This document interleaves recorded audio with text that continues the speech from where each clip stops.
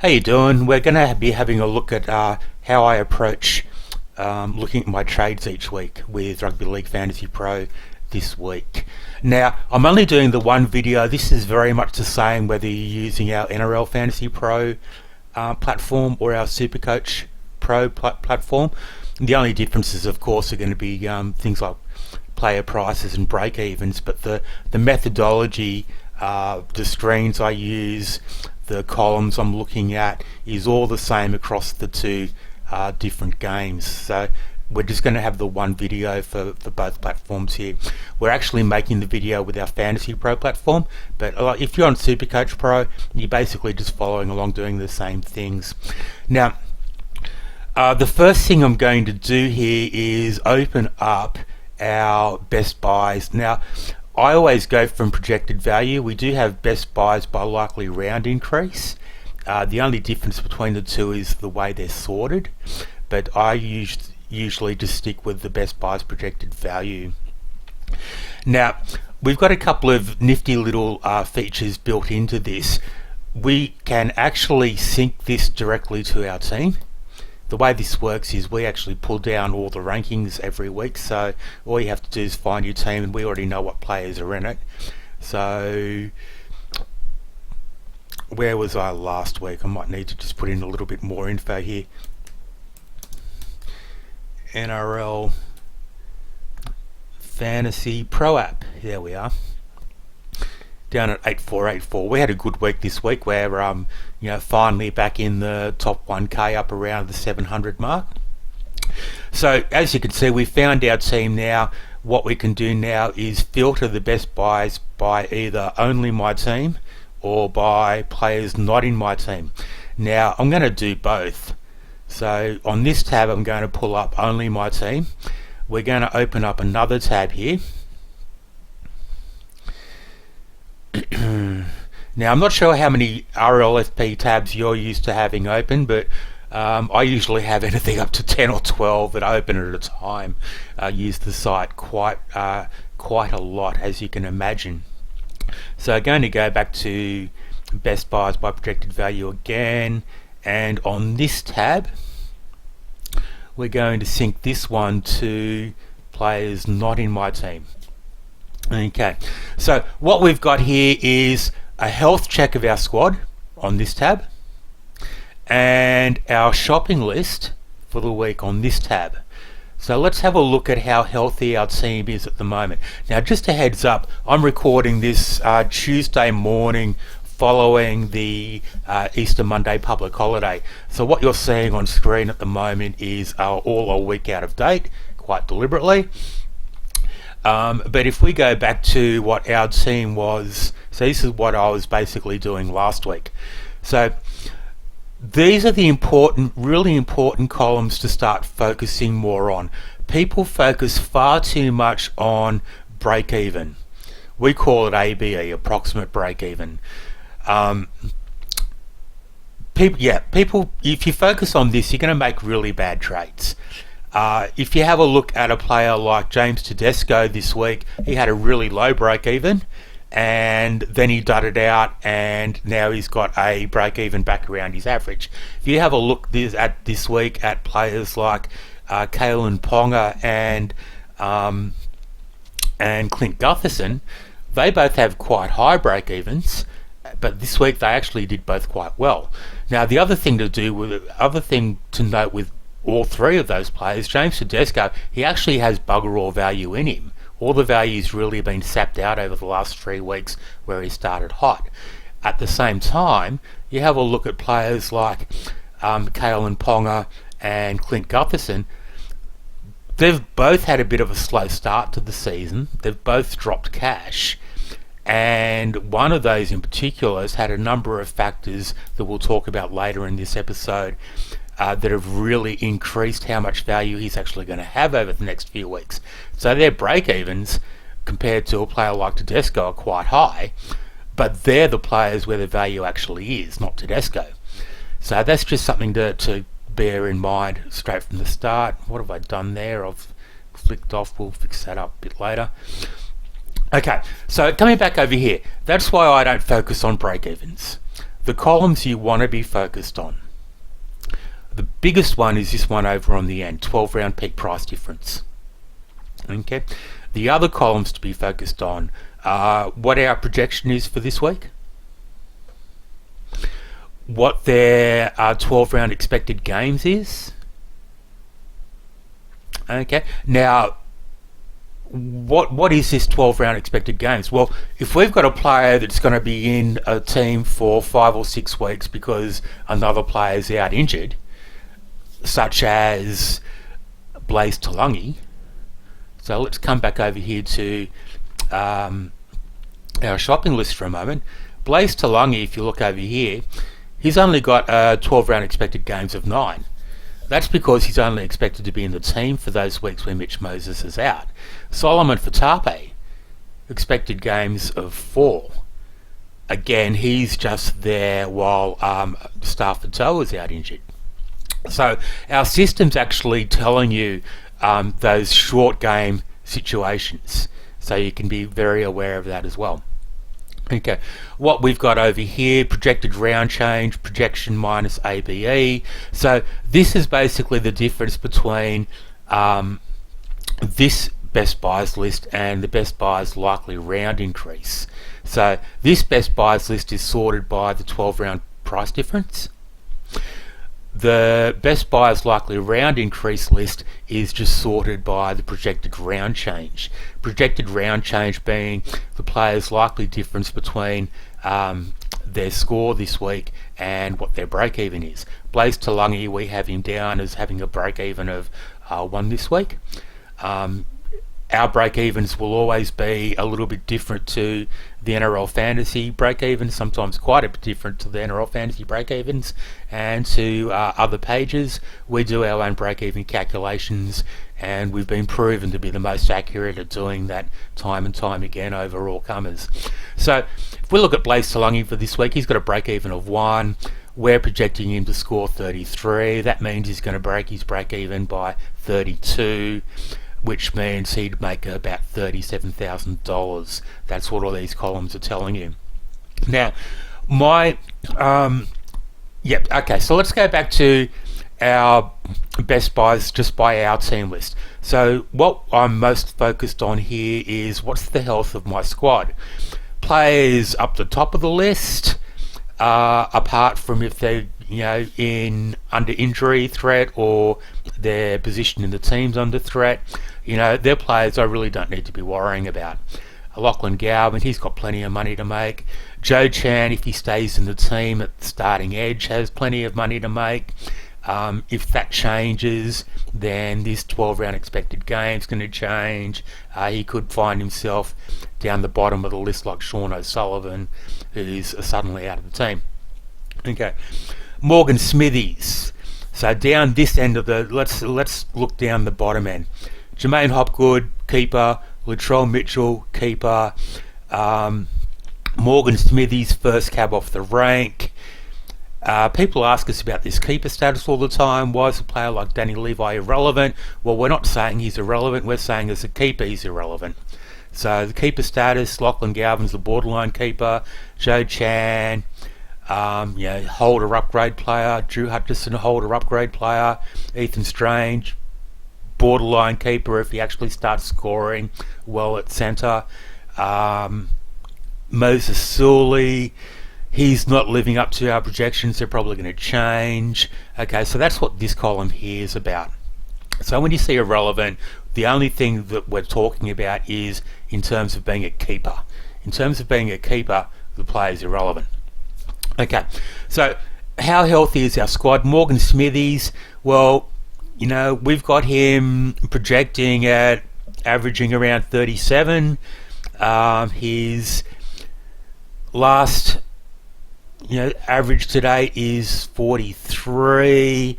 He had a couple of bigger games in there that have boosted him up, but he's really not performing at that. Corey Horsburgh's coming back in now. We've got his projections more around the kind of 37 average. His break even now is at 40. His projection for the round 41. He'll may not even go that high. In fact, he didn't. So he's actually now, he would have been, he's actually lost money for this week, and he's starting to go into a lose money phase by the looks of it. So he's definitely the unhealthiest player in our squad, and one that we're probably now pretty keen to do something with. Ben Trebojevic is much the same. He's down that bottom end of the list. Projection of 45. He's not getting anywhere near that. 12 round projection 21.7. Why is that so low? Because we're in our forecasting, we've got Schuster coming back into the squad sometime soon and stuffing around with his minutes. So Ben Trebojevic is also another one really on the chopping block for us. Brandon Smith next off the list. He's still got about 76k in him, we think. Adam Elliott's still got about 82k in him, we think. So our squad is actually pretty healthy. We don't have too many real concerns. Ben Trebojevic and Morgan Smithies would be two we'd be looking at.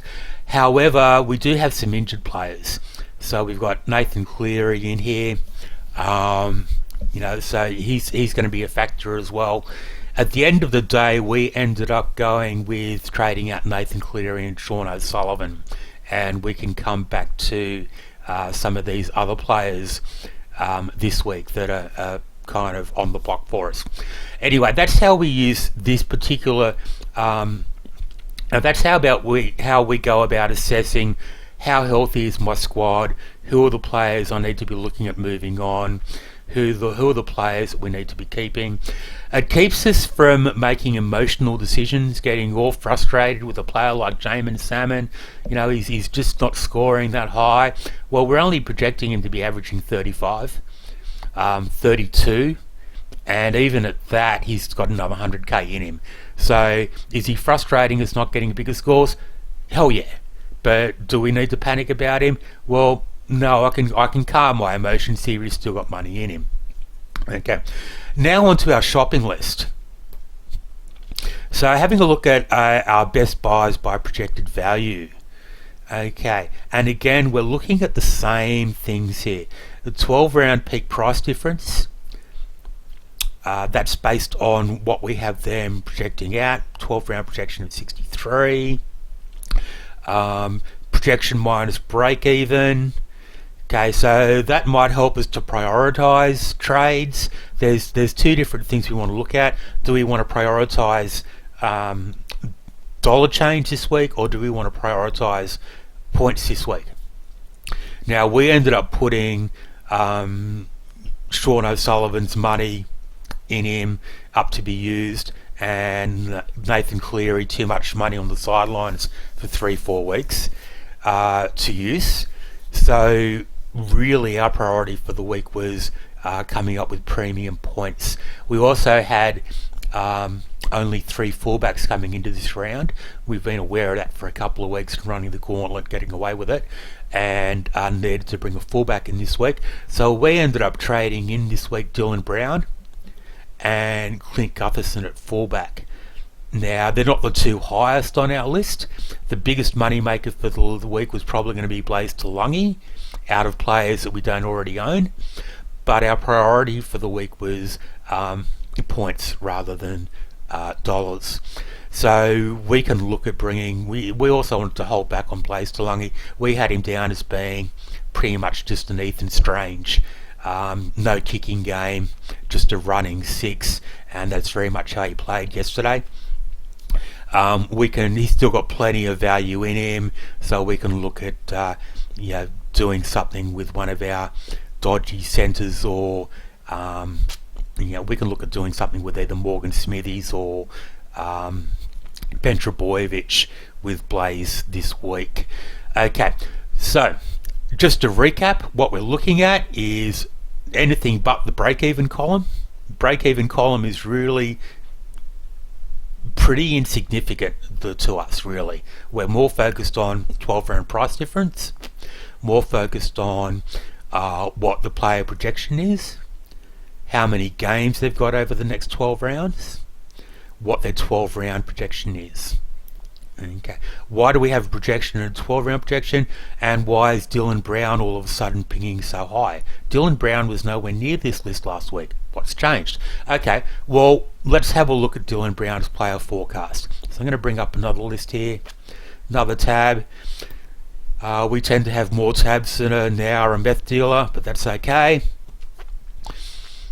Great thing, one of the great things with our site, you can have as many tabs open as you want. We don't have it made so that you can only be stuck on one screen all the time, because we're aware that I really want to be looking at multiple things at the same time.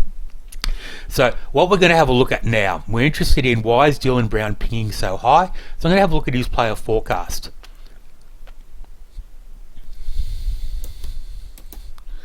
Dylan Brown. Okay, what's changed? Kicking meters, 17%, 7%, 4%. Okay, the rounds that have already gone, what you're seeing is the actual. So in rounds 1, 2 and 3, he had 17%, 7%, 4% kicking meters. Projections of 55, 52, 52. Actual scores of 44, 31, 35. So he's started slow. His actual price changes have been 11k, 33k, 40k. Okay, so he's dropped a fair whack of cash. Okay, what's changed?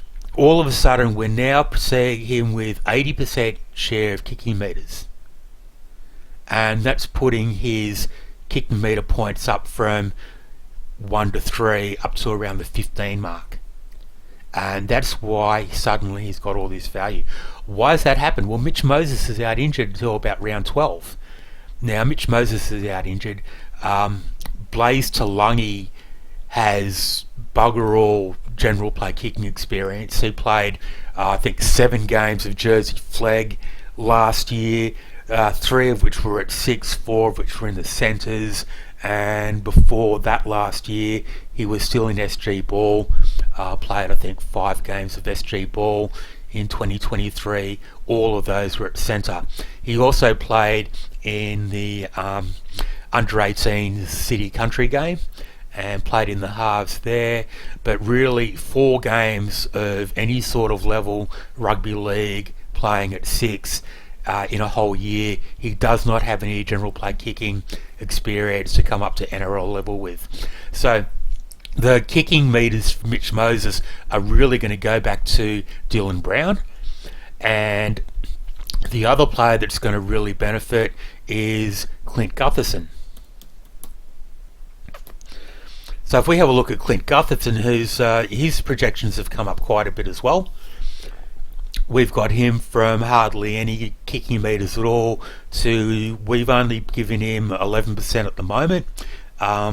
That could be anything from 11 to 25 week to week, we think, because Dylan Brown, before this round, Dylan Brown, the most he ever had of the kicking meters in any single game was 67%. And he'd only actually had over 50% of his team's kicking meters 3 times out of his 112 game career to date. So we think he's going to be seeing career high numbers in that department with Moses out if Blaze Talangi stays at the 6. But at the same time, we think he's going to need a little bit of help. Joey Lussick will step up a little bit at hooker, and Clint Gutherson will step up anything from a little bit to quite a fair bit. Just out of interest, let's actually have a look at how that played out for the week. So let's just pull up fantasy. Where are you? There.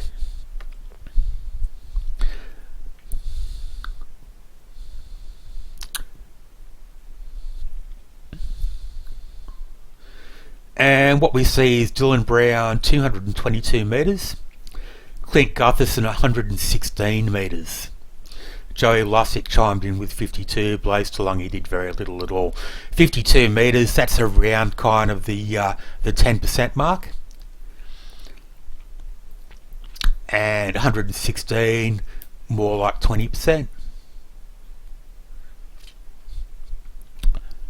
Okay, so as you can see, our projections there were quite right. Dylan Brown's really got the majority of the kicking metres. Clint Gutherson's given him a decent whack of support and picked up some extra points there. He's also keeping the goal kicking in Moses' absence as well. Now, nobody else projects players like this. We're the only people around. First of all, we're the only people around that actually have player projections online for every single player every single week. But nobody else is actually doing projections based on week by week, where we can have different variables for a player depending on who's out, who's in, then reverting back to what their normal is and be calculating on all of that at the same time. Okay, so in a nutshell, that's my methodology for having a look at my trades. I'm using the best buys by projected value. I'm filtering by just my team on one page to get a bit of a health check of what my team is and to identify who the players are that I should be looking at doing something with. And I'm using the same page except filtered by players not in my team as my shopping list. And again, I'm focusing more on this 12 round peak price difference, more on how many games they've got in the 12 rounds, what their projection is. I know where to go to if I'm seeing something unusual all of a sudden. I can come back to my player forecast page to have a more detailed look at what that player is actually being projected at, where those changes are coming from. I hope you're really enjoying the product. I hope this video helps you get even more out of it. And if you have any questions specifically about the app itself, we don't do trading advice. Everything, all we'd be doing is repeating what we've got in the app, and with many subscribers, it's just not feasible for us to be a one-on-one trade line for people. Really, you need to use the app for that. But if you ever have any questions specific to how to use the app, what something in a particular page is, by all means reach out to us on our socials at any time. We're happy to answer those for you. Thanks for your time, thanks for your subscription. Again, loving that you're using the product, loving that you're loving the product. All the best for round 5. Thank you.